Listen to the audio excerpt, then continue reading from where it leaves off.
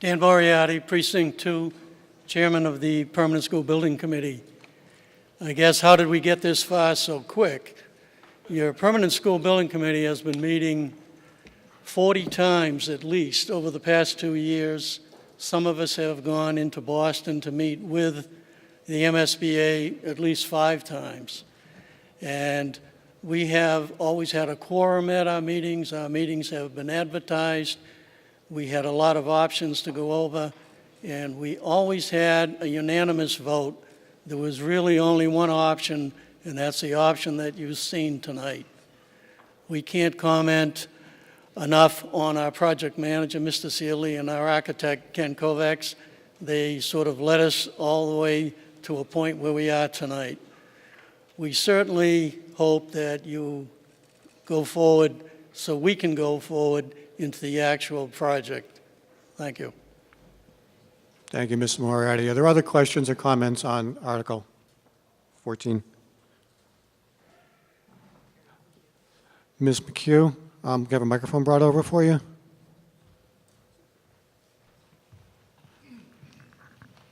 And this is just a procedural question. Terry McHugh, Precinct 1.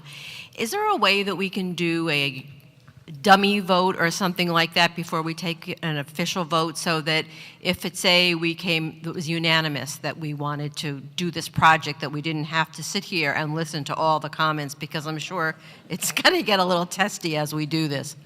Okay, so first of all, they've limited debate to 2 minutes, and everybody's been under 30 seconds so far, which is great. The town meeting, any town meeting member has the right during debate to move the present question forward, and that requires a 2/3 majority vote to move the question forward, and that's the legal procedure to bring the question to a vote and terminate debate. Are there any other people who wish to speak on this? Sir?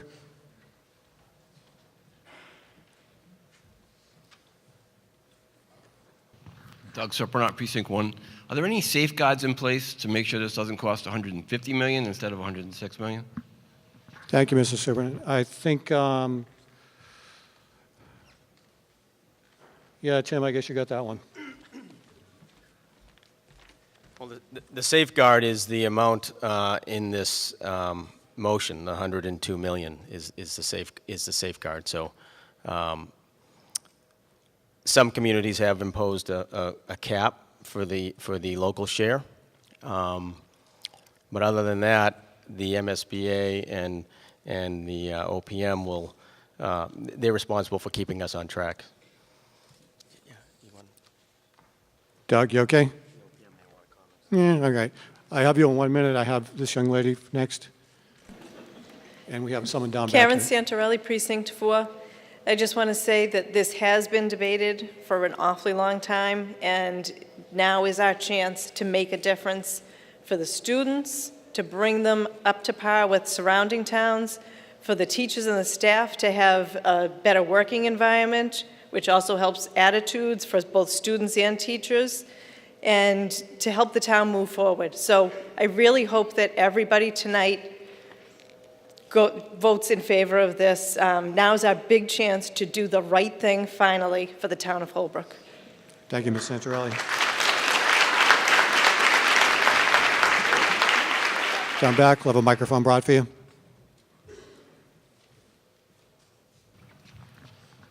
Yeah, Dwight Nelson, Precinct 3. So I would assume this is a fixed price contract, so all the risk is on the contractor, correct? We'll have the project manager, I think, is best equipped to try to field that. Yes, the construction contract would be a guaranteed maximum price from a construction manager. The construction manager will be brought on board with the successful passage of the project. The construction manager will be brought on board right after the new year. There'll be a selection process. And then they'll work with the architect while they're designing the drawings to get estimates and all the costing done to bring up to a guaranteed maximum price in the fall. Thank you, Joe.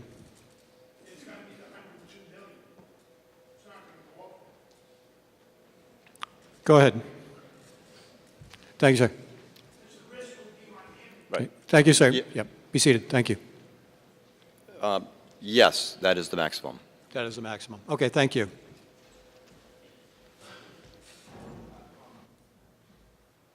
Tom Donovan, Precinct 1. This is just kind of on the same idea. Knowing that this building is over 50 years old, has the demolition cost been taken into effect? And has the building been surveyed to make sure that there isn't going to be some catastrophic problem that comes around when they get into taking this building down? Thank you. Joe? Yes, the cost of the demolition of this building is included in the overall cost of the project. During the course of the study, the MSBA requires a significant amount of investigation and research in every one of the projects. The architect retained an environmental consultant, an asbestos consultant, to make tests throughout the building and determine the extent of asbestos and hazardous materials. MSBA also required the architect to retain a geotechnical consultant who has done soil borings throughout the site so that we understand what the underlying soil makeup is for the project. Lastly, well, I say in addition to that, there's multiple other consultants that have been retained for the study, but an important one is, as Kent had indicated, a wetland scientist was also retained and a topographical surveyor to delineate all resource areas and to make sure that the project was well outside the boundaries of those resource areas. Microphone brought over.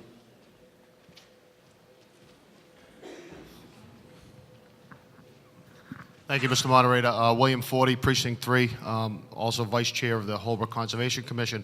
I did happen to notice that there were some time constraints in there as to when the projected time of the construction is starting. When would approvals in front of each town board be underway, and who would be moving those approvals through? Joe?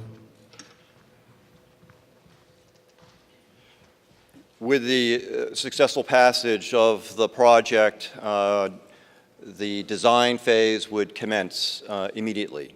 It's anticipated that with that commencement November 5th, the detailed design work sufficient to submit for planning board for conservation permits would be submitted in April.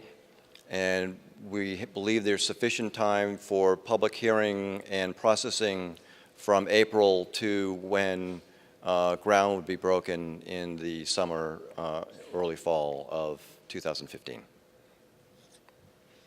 Thank you. Do we have other people who have questions or comments on the article? Mr. Phelan.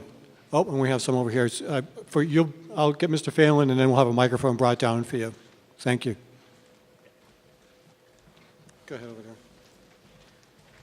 Oh, you can hold up on that. Joel, this is just a question regarding the agreement with the MSBA, and there's some confusion regarding the pledging of a certain amount of revenue annually to the maintenance of the school building.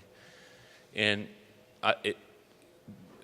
I've heard it been said that the town has pledged 50% of its Chapter 70 money towards the maintenance of the school building, which is approximately $2.65 million annually. That's close to the same amount as the annual debt payment for the school. Could you tell us whether that's accurate, not accurate, and if it is, how, in fact, the town will be able to absorb that amount of money? Thank you, Mr. Phelan. Sure, if you want. Get the catcher's mitt on here. The MSBA is your partner in financing this project, and they have a vested interest in every community's maintenance of that investment. Part of the requirements that MSBA has is that each town provides a minimum amount of maintenance, utilities, and extraordinary maintenance funding. Within the overall Chapter 70 budget, it's made up of multiple line items. There's 3 line items within the overall Chapter 70 budget. That one is for maintenance, the other is for extraordinary maintenance, and the third is for utilities. Just those 3 line items within the overall Chapter 70 budget. The MSBA would require that each community spends at least 50% of the line item of the maintenance line item, of the extraordinary maintenance line item, and of the utilities line item for every project. Not 50% of your entire capital, not 50% of your entire Chapter 70 budget, but 50% of the 3 individual line items. So that's what our agreement is. That's what your agreement is. Yes. Okay, we have a speaker down here. Let's be cautious too. You're very close to a loudspeaker with a microphone. The sound guy will help you over there. Please let us know who you are and where you live. And my name is Jane Shute White. I've been a Holbrook resident all my life. I went to Holbrook Public Schools. I have children in the Holbrook Public Schools and grandchildren. At first, when I heard about this school, I thought, oh, my taxes are going to go sky high. Then I found out they're not going to go that high, but the value of my home is going to appreciate. And also, I had some apprehension about the children being mixed together. Well, I saw this summer how the children in the not Girl Scouts, cheerleading and the theater camp, how the senior children took care of the little kids, and it's such a good match. And also, I'm sick and tired of people when I say I come from Holbrook, they say, oh, you're from Beard and McGuire. And I say, yes. But now I can say to them, yes, we have this beautiful school, and that's it. Thank you.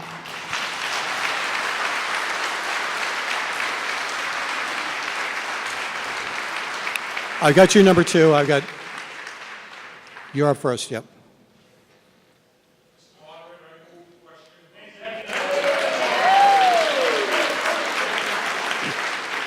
There's a procedural motion on the floor to move the present question, and this means that if this motion passes, and if I dare hear a second to that, I think there was a second somewhere there, yeah. Mark seconded it? I thought he might have. That means that we'll have a quick vote to determine whether to continue to debate this question or whether to actually move it to a vote. This is a procedural motion that requires a 2/3 majority. It is non-debatable. All those in favor of moving the present question, raise your hands.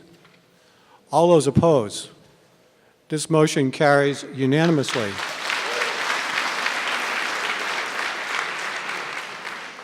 We now move directly to the main vote at hand. Article 14, as read in the warrant here. This article does require borrowing. It does require a 2/3 majority vote. We'll try the standing vote first, and we may need to ask the checkers and tellers to be ready to count this out if it's necessary. In fact, I think let's have a count on this anyway, just for posterity. All those in favor of Article 14, please rise and remain standing until your vote is counted.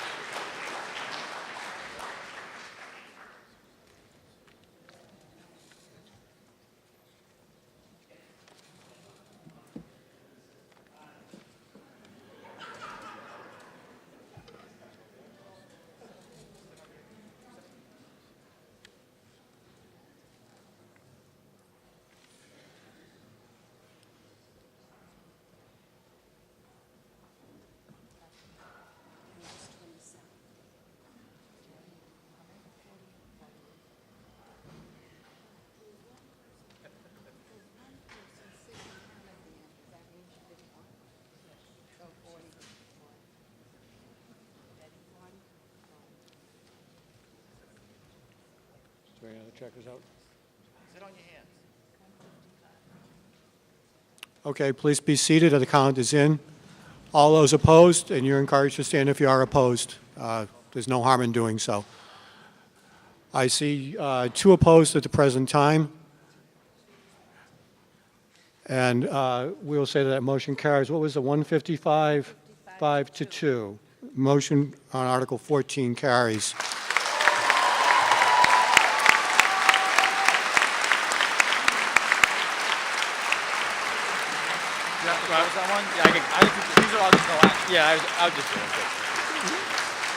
We can do this afterwards.